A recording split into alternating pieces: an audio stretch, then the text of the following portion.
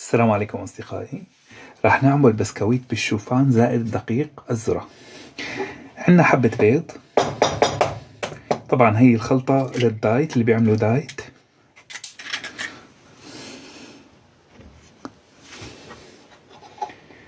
عندنا معلقة فانيلا زائد معلقة خل حلو.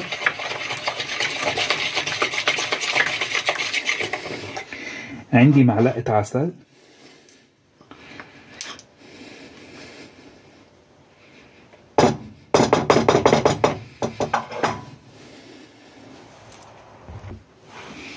عندي معلقتين زيت زيتون،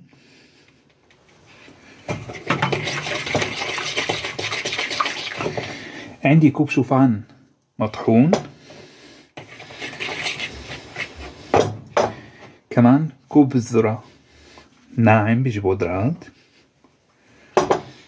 عندي معلقة بيكنج بودر زائد نص معلقة كربونة نحطها للفول والحمص، عندي كوب مي دافئ راح ناخذ بالتدريج ونخلط،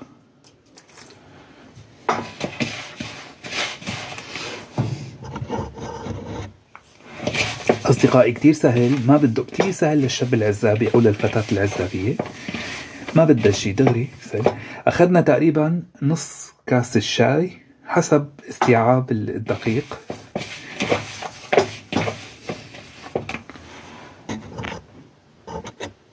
أنا بدي العجينة طرية شوي، أخذت هالمقدار هذا المي من كاس الشاي، والعجينة عندي صارت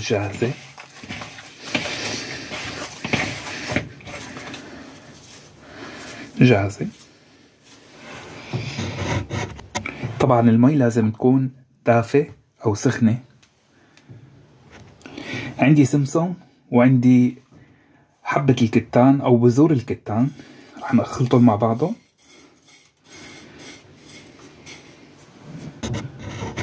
وبالنسبة للتشكيل كتير سهل، كورة هيك حطها، تشكلت عندي، حطها بالثانية، بس كبسة هيك صفت جاهزة. كمان باخد وحدة كورة بهالشكل هاد وبضغطها هيك مثل البرازيل،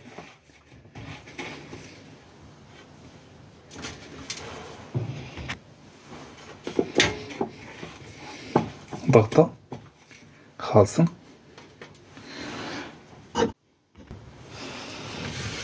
أصدقائي وهيك التشكيل صار جاهز عندي، راح أحطها بالفرن على درجة حرارة 225. وصينية البسكويت صارت جاهزة عندي، بسكويت الدايت صار جاهز. السلام عليكم.